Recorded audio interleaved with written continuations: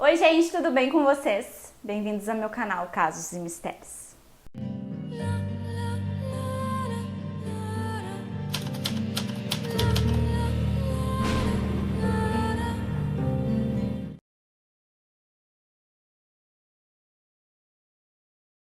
Oi meus misteriosos, sejam muito bem-vindos a Casos. Se você não é inscrito aqui no canal, já se inscreva aqui no canal. Não custa nada, eu tô vendo aqui que a maioria das pessoas que me assistem aqui não são inscritos, então se você não é inscrito, já se inscreva para ajudar esse canal a crescer ainda mais.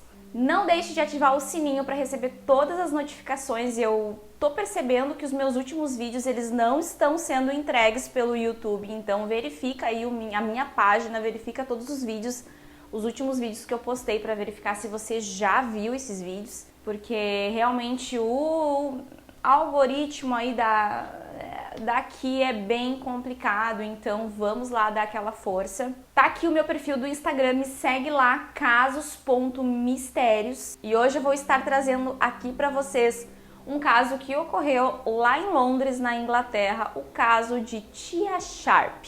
Tia Christina Sharp nasceu no dia 30 de junho de 2000 em Londres, lá na Inglaterra. E no ano de 2012, a tia ela morava com a sua mãe, a Natalie, e seus dois irmãos mais novos lá em Londres. E era muito comum a tia, né, a menininha, passar os finais de semana, os feriados com a avó dela, a Christine, que também morava bem próximo a elas lá em Londres. Ela era uma menininha de 12 anos de idade e com 12 anos de idade, em pleno 2012, né, que já não eram tempos antigos, ela era uma menininha que ela tinha bastante liberdade para ir e vir. Ela andava sozinha, ia para o centro da cidade sozinha, ela andava de metrô, de ônibus sozinha, então ela tinha essa liberdade, ela era uma menininha assim, para a idade dela e para a época que a gente vivia já em 2012, né, que não é nada assim seguro, né, nunca foi seguro o mundo, né, mas em 2012 também não era muito seguro. E ela tinha assim essa independência. A avó da tia, ela tinha um companheiro que se chamava Stuart Hensel, de 37 anos, e ele tinha um ótimo relacionamento com a família e convivia com a tia desde que ela era bebezinho. No dia 2 de agosto de 2012, ficou combinado que a tia ela iria passar o final de semana na casa da avó. E ela estava assim bastante empolgada em ir para a casa da avó, ela sempre ficava bem empolgada, porque na casa da avó ela tinha mais liberdade, né? A gente sabe que na casa da avó a gente sempre tem mais liberdade. E ela tinha um quarto que era só dela, então ela tinha privacidade, ela tinha um quartinho dela, então ela ficou bem animada em ir para a casa da avó.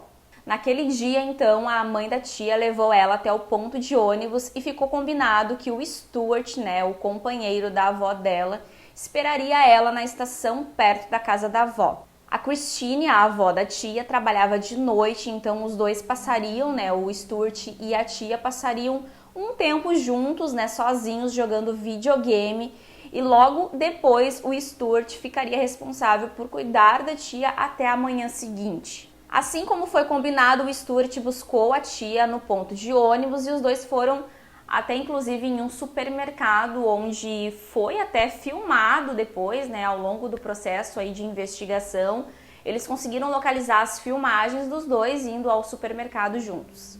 Já no dia seguinte, no dia 3 de agosto de 2012, a avó da tia, a Christine, retornou para a residência, né, ansiosa por ver a neta. Só que quando chegou lá, só encontrou o seu companheiro, o Stuart, e perguntou para o Stuart onde estaria a sua neta, a tia. O Stuart respondeu para a Christine que a tia tinha saído por volta do meio-dia para comprar sapatos na cidade, mas avisou para ele que ela voltaria até às 6 da tarde. A avó da tia, a Christine, ficou bem tranquila, já que a tia costumava, como eu disse para vocês, andar sozinha pela cidade. A Christine decidiu ligar para a mãe da tia, né, a sua filha, perguntando se de repente ela tinha visto a sua filha, se ela tinha retornado para casa, porque já era tarde e a tia ainda não tinha voltado para casa da avó. Nesse ponto, já se passavam das 6 da tarde do dia 3 de agosto e a tia não retornou para casa. Então a Christine já tinha ligado para sua filha, né, a mãe da tia, que não sabia de nada. Então a avó dela foi até as autoridades fazer a queixa, né, de desaparecimento. E como o Stuart, né, o seu companheiro, foi a última pessoa que disse ter visto ela, né, que foi quem pegou ela lá na estação e tudo mais, foi a pessoa que de cara a polícia já chamou para interrogar e colher o máximo de informações possíveis. A polícia coletou o depoimento do Stuart e a partir dali eles passaram a revisar mais de 800 horas de gravação de câmeras de segurança da região para ver se eles localizavam a tia, enfim, em alguma delas. Infelizmente, a tia ela não apareceu em nenhuma filmagem a não ser aquela do supermercado. A polícia decidiu ir até a casa da avó da tia e fazer uma busca pela casa. Eles foram até a residência e nessa busca eles localizaram o celular da tia. Então a tia teria saído de casa e não tinha levado o seu celular, o que era bem suspeito, né? Na época que ocorreu esse caso, em 2012, a mídia ela foi muito em cima desse caso por ser um desaparecimento de uma criança. E então a cobertura sobre todos os fatos que ocorriam no desaparecimento dela estavam a todo momento aparecendo na televisão. A polícia fez uma vasta investigação e investigou e entrevistou diversos vizinhos, diversas pessoas, porém sem nenhum resultado. Então, naquele momento, eu acho que desde o início, na verdade, o foco principal se voltou assim, muito mais forte para o Stuart, já que ele foi a última pessoa que teria visto ela. Quando ele se deu conta que a polícia estava achando que ele tinha algum envolvimento com o desaparecimento da tia, o Stuart ele ficou muito furioso, muito bravo, e ele queria provar para o mundo que ele não tinha nada a ver com isso. Então ele mesmo solicitou dar uma entrevista para a televisão e fornecer todos os detalhes sobre qualquer coisa que pudesse ajudar, né, na localização da tia. No dia 9 de agosto, o Stuart deu uma declaração na televisão dizendo que ele era incapaz de machucar a tia e que ele amava muito ela como uma neta e que conhecia ela desde bebezinho e que ele estava colaborando totalmente com a investigação e fornecendo todos os detalhes que ele lembrava. Um dia após a entrevista, no dia 10 de agosto de 2012, a avó da tia acordou pela manhã sentindo um cheiro muito forte dentro de casa. Aí vocês já podem imaginar, né? De início, ela não conseguiu identificar de onde vinha aquele cheiro forte e ela resolveu esperar o Stuart, o seu companheiro, chegar em casa, já que ele tinha saído para buscar jornal. Nessa mesma manhã, a polícia tinha ligado para Christine, né, para a avó da tia, dizendo que eles iriam fazer uma nova busca dentro da residência.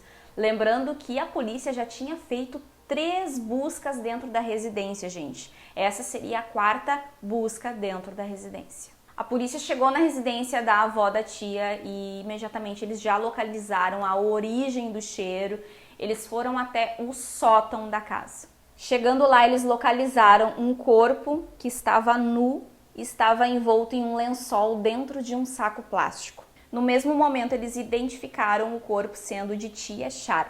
Ao lado do corpinho dela havia uma bolsa de roupas e um par de óculos quebrados. O calor que fazia na época favoreceu muito a aceleração da decomposição do corpo e fez, enfim, o corpo cheirar mal muito mais rápido. Como a mídia estava muito envolvida nesse caso, as notícias correram rapidamente e a população não recebeu muito bem a informação de que o corpo só havia sido encontrado na 4ª busca dentro de casa. Então houve uma grande revolta do público, das pessoas, dos vizinhos, ao saberem que o corpo da menininha estava todo o tempo dentro da residência e que a polícia tinha ido lá 3 vezes e eles não tinham ido no sótão para verificar.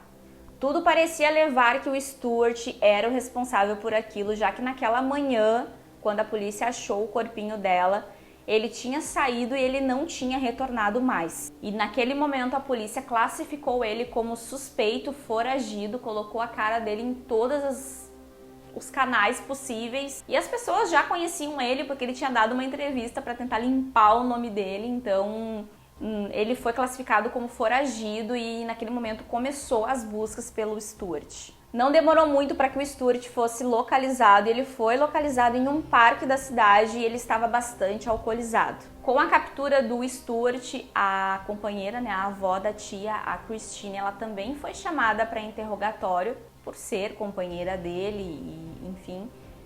mas logo em seguida ela já foi assim desconsiderada como suspeita ou desconsiderada como participante do crime. Um detalhe muito importante foi que um vizinho deles, chamado Paul Meehan, afirmou que tinha visto a menininha, a tia, sair de casa perto do meio-dia, o que na época, quando ele deu essa declaração para a polícia, fortaleceu o que o Stuart tinha dito. Então, quando a polícia se voltou, achou o corpinho dela, se voltou para o Stuart, eles foram imediatamente atrás desse vizinho, porque que ele estaria reforçando algo que não é verdade?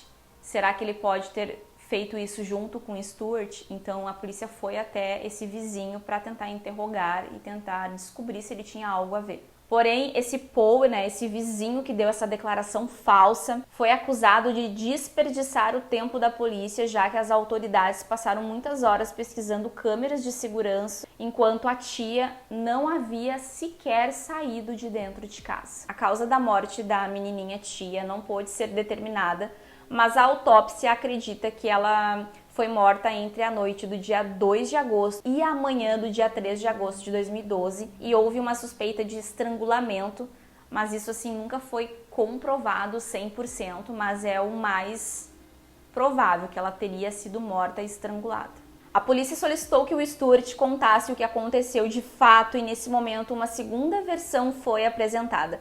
Segundo o Stuart, ela havia caído da escada e morrido e que ele só a encontrou no dia seguinte pela manhã, já que ele estava muito bêbado e apavorado. Ele confessou que ele não deu muita importância para aquele fato, porém, conforme ele foi recuperando a sobriedade, ele pôde perceber que a polícia poderia acusá-lo daquilo ali. E aí, então, ele decidiu esconder o corpo.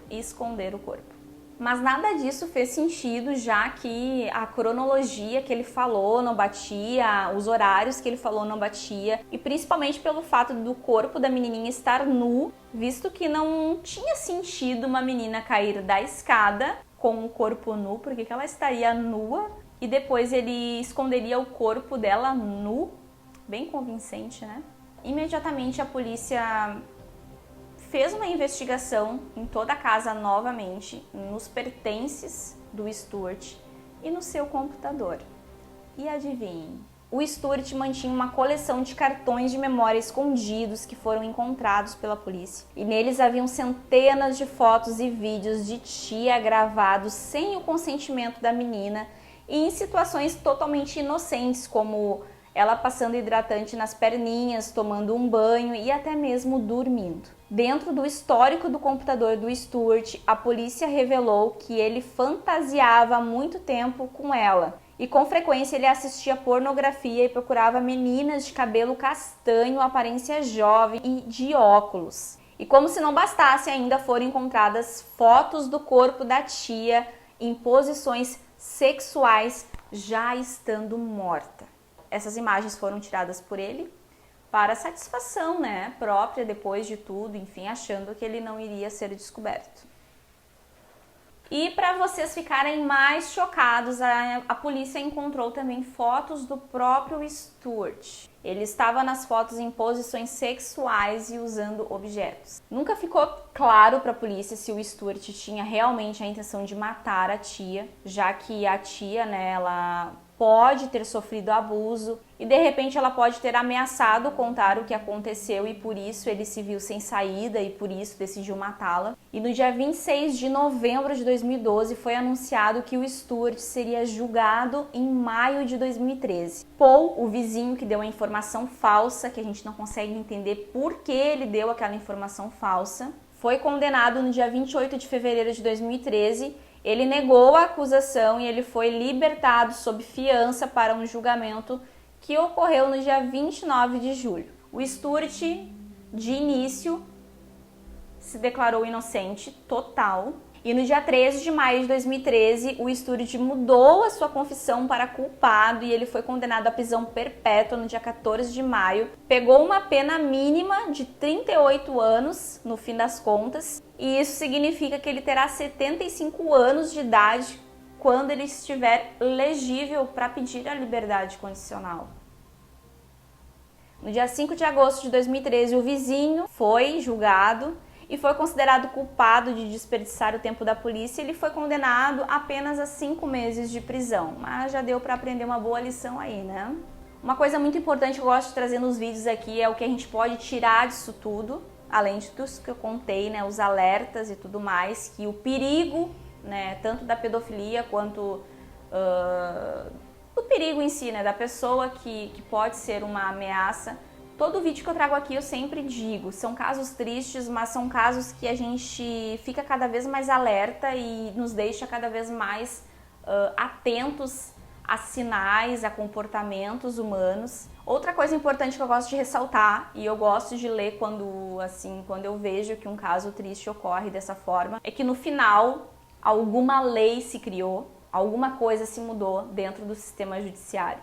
Em novembro de 2013, em parte aos assassinatos de Sharp e April Jones. Para quem não sabe, April Jones, ela tinha 5 aninhos quando ela foi sequestrada também em Londres em abril de 2012. A justiça definiu, em prol, né, desses dois acontecimentos muito próximos dessas duas menininhas, que as buscas dentro do Google se modificariam para bloquear resultados de buscas destinadas a produzir imagens de abusos infantis. O caso de hoje ele fica por aqui. Se você gostou desse vídeo, por mais trágico que ele seja, deixa aqui o seu like, seu comentário sobre o assunto. Não se esqueça de divulgar para os amigos, de se inscrever aqui no canal, de me seguir lá no Instagram casos.mistérios. E eu vejo vocês no próximo vídeo aqui do canal. Um beijo!